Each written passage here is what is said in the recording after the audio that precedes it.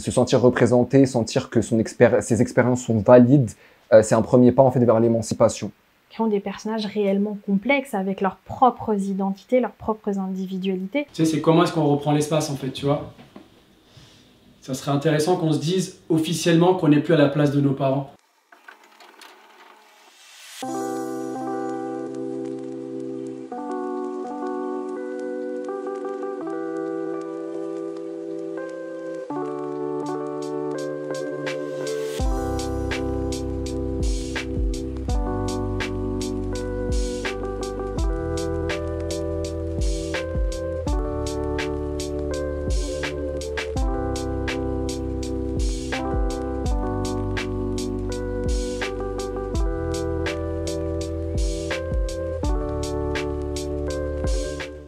Ce que j'aimerais aujourd'hui, si je pouvais le voir, ça serait, et je pense bien sûr évidemment en premier à mon fils, c'est des représentations. Je pense qu'on n'existe pas. En fait, déjà, et on me le disait en fait quand j'étais jeune, t'es le premier noir gay, Miguel. Genre, bah t'existes pas, les gens comme toi, ça n'existe pas.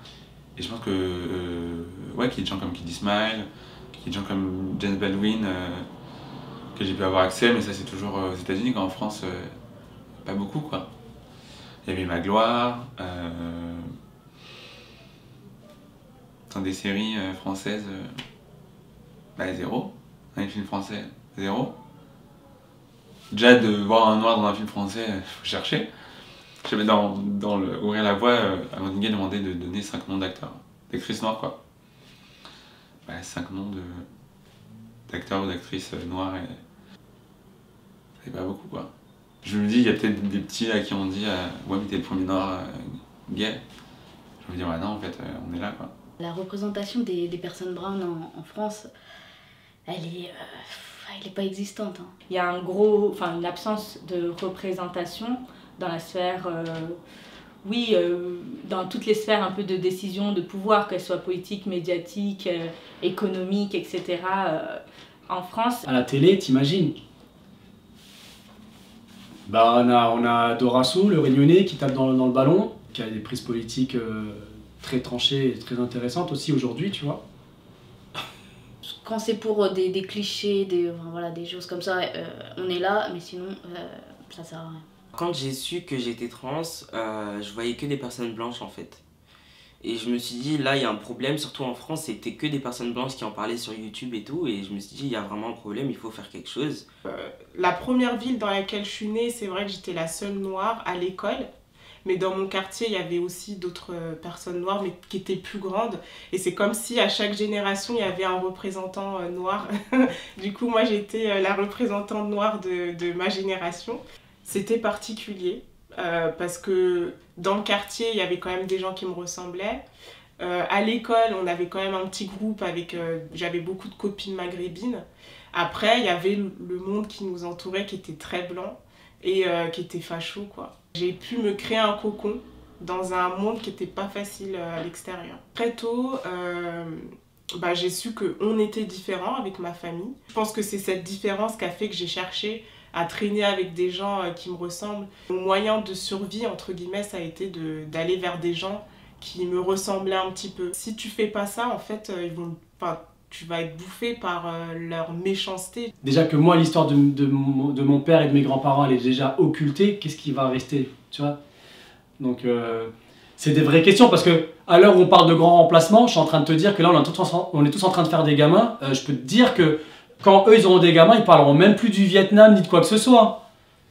Tu vois ce que je veux dire? Là, il va y avoir tout un tas de gens métissés ou pas, je sais pas. Parce que moi, j'y crois pas, hein, quand on sera tous métissés, il n'y aura plus de racisme. Non, l'homme est assez bête, il y aura toujours de la discrimination. Il va y avoir toute une vague d'enfants qui seront racisés, qui vivront sûrement une expérience en tant que racisés, mais qui n'auront aucun lien par rapport à ces pays-là, quoi.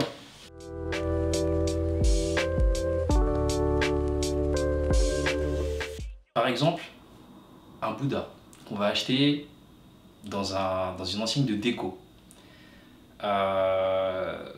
C'est devenu un objet décoratif dans les maisons qui peuvent se retrouver n'importe où, dans des toilettes, des choses comme ça. Et moi, ça me choque. C'est extrêmement choquant. Puisque pour nous, en tant qu'Asiatiques, Et pour les bouddhistes, c'est un objet sacré en fait. C'est un objet qui normalement a une vraie signification, qui t'apporte aussi des choses. C'est le Bouddha.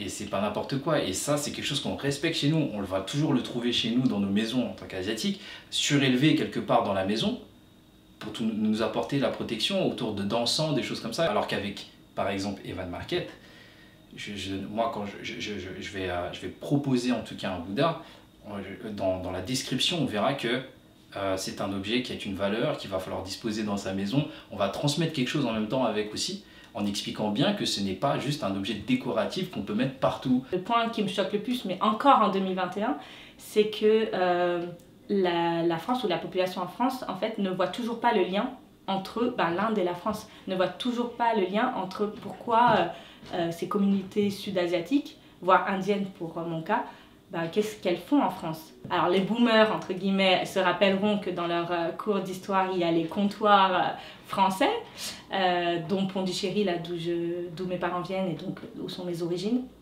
Aux Indes, après l'accord qui a mis fin au statut des comptoirs français, les autorités françaises sont allées s'incliner une dernière fois devant la statue de Duplex avant de quitter Pondichéry. Les 300 000 âmes que comptaient les enclaves font ainsi maintenant partie de l'Union indienne. C'est une page d'histoire commencée au XVIIe siècle qui se tourne aujourd'hui. Mais sinon, oui, souvent en fait quand on me voit, une des premières questions d'ailleurs c'est « mais t'es mauricienne ?» Donc plutôt que... Alors qu'il y a un grand sous-continent entre guillemets, où il y a 1 milliard de personnes, mais non, je suis pas indienne, je suis plus mauricienne. Quand on dit asiatique, on pense aux personnes asiatiques et non pas aux sud-asiatiques. Et c'est typiquement quand j'avais animé la table ronde pour la représentation des asiatiques dans le monde et en France, quand je l'avais envoyé des messages à mes potes pour leur dire ouais je fais ça, et ils m'ont dit mais meuf t'es pas concernée, pourquoi t'es intervenante? J'étais là, mais pour toi, l'Asie, c'est quoi en fait? Il y a toute cette partie un peu pédagogique qu'on doit mettre en place, que ce soit nous les Sud-Asiatiques, mais aussi les Asiatiques au sens large, dans le sens où vraiment on doit se dire, ok, les personnes asiatiques sont très présentes, ça c'est un fait, mais il y a aussi la partie Sud-Asie qui est aussi importante. Dans les pays anglophones, je trouve que la communauté brown est un peu plus présente. Je pense notamment au Canada ou aux US. J'ai vu une égérie de MAC qui est brown et je me suis dit waouh, c'est génial, et c'est MAC Cosmetics Canada, tu vois. Alors, en France, j'attends encore de voir ça, mais pourquoi pas.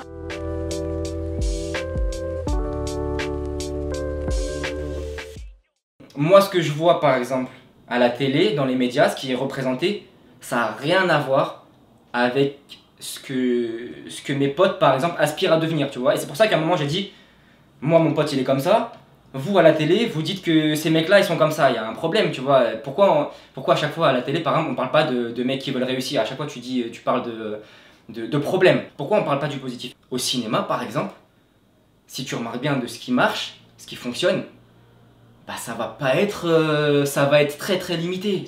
Est-ce que le mec quand il est en cité, il est obligé d'avoir un frère qui deal? Est-ce qu'il peut pas être normal? Est-ce que une fille qui est dans une famille africaine, qui a grandi, est-ce qu'elle peut être fière quand même d'être musulmane et que sa mère, elle est pas obligée elle lui a pas mis la pression, tu vois, pour rien du tout en fait, tu vois? Est-ce qu'elle est obligée de s'émanciper en allant dans un groupe de blanches pour dire je vis ma vie de femme? Je sais pas.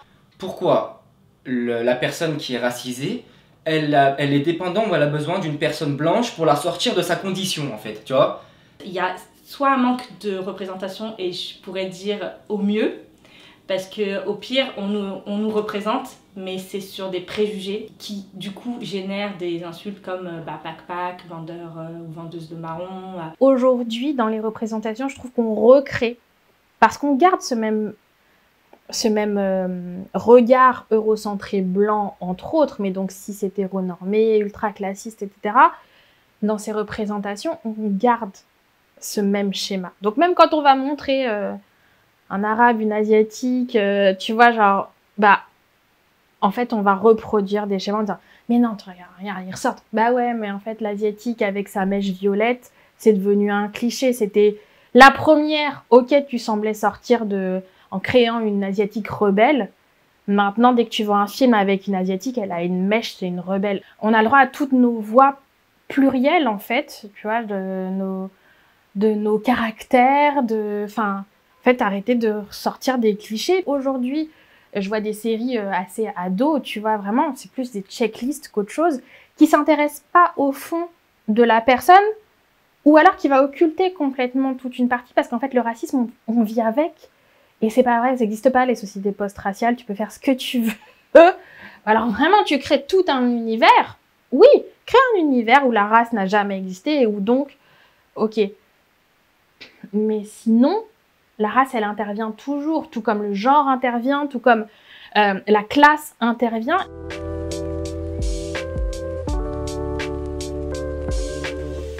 Tu sais, c'est comment est-ce qu'on reprend l'espace, en fait, tu vois. Ça serait intéressant qu'on se dise officiellement qu'on n'est plus à la place de nos parents. Parce que moi, je suis pas issu de la première, deuxième, troisième... Moi, je suis un, comme dit Jamel Debbouze, là, tu sais. Même si je suis né en Afrique, moi, je dis que je suis un Mississien. Moi, je suis là, je suis ici et maintenant. Il n'y a rien qui va bouger, je te le dis tout de suite. Je savais que j'étais un garçon, mais je savais pas que j'étais trans, en fait. Et pour moi, il y avait un truc qui clochait, mais je savais pas exactement quoi. Et quand j'ai vu que des personnes blanches en parlaient, je me suis dit, bon, c'est peut-être vraiment un truc de blanc. Et puis je suis tombé sur Rosaïa, qui est un homme trans noir anglophone. Et à ce moment-là, je me suis dit, ah ok, lui il est haïtien, et je me suis dit, ah ok, bah, on peut être trans et noir et tout va bien, quoi. Et c'est à ce moment-là que je me suis dit, il faut que je fasse la même chose que lui, mais en France.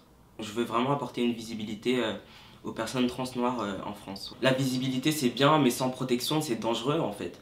Et c'est pour ça que je compte sur les médias pour vraiment filtrer les commentaires, essayer de me protéger également, parce que je suis quand même jeune et voilà. J'ai fait mes premières télés, j'ai fait ma première couverture de magazine, mais jamais de la vie, j'aurais imaginé ça. Mais même de ma vie tout court, enfin, tellement on n'a pas vu ça nous en grandissant. Enfin, tu vois, je suis pas folle, je sais que les opportunités, elles viennent aussi parce que j'ai 35 ans et que j'ai passé ma vie à planter. Je fais que ça. Enfin,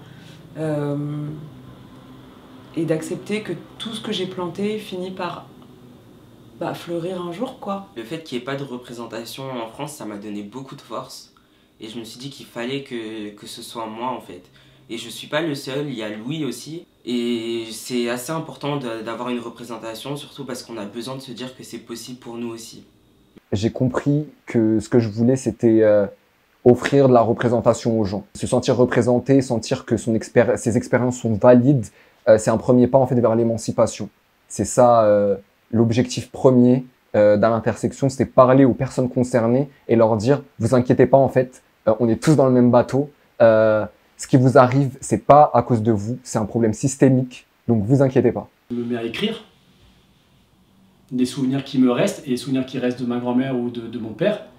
Parce que des écrits, on ne prend pas le temps d'écrire. Et du coup, c'est des trucs que j'aimerais laisser aux générations futures, tu vois, parce que sinon, qu'est-ce qui va rester? C'est comment on laisse des petits cailloux un petit peu comme ça pour retrouver le chemin. Parce qu'au final, dans ce que nous, on va leur dire, bah, ils vont retenir ce que eux ils auront envie aussi de retenir, tu vois. Et peut-être que quand ils auront 40 ans, ils feront le même boulot que nous, on est en train de faire actuellement, aller rechercher. Et je pense que c'est un peu cyclique, malheureusement, ou heureusement, je sais pas, tu vois. C'est comment, tu vois, comment on laisse cette expérience-là Qui ont des personnages réellement complexes avec leurs propres identités, leurs propres individualités. Et ça, si on pouvait commencer vraiment à voir tout ça, et pour ça, à écrire nos propres histoires, parce que ça, c'est un point important, c'est pas nous qui écrivons nos histoires aujourd'hui, et c'est pour ça qu'elles deviennent très... que c'est complexe, parce que dès qu'il y a un film, une série, un truc qui sort, tu vois, c'est censé représenter tout le monde. T'es obligé de soutenir parce que sinon, il n'y en aura pas un deuxième. Et en même temps, un seul film ne peut pas représenter tout le monde. C'est pas possible.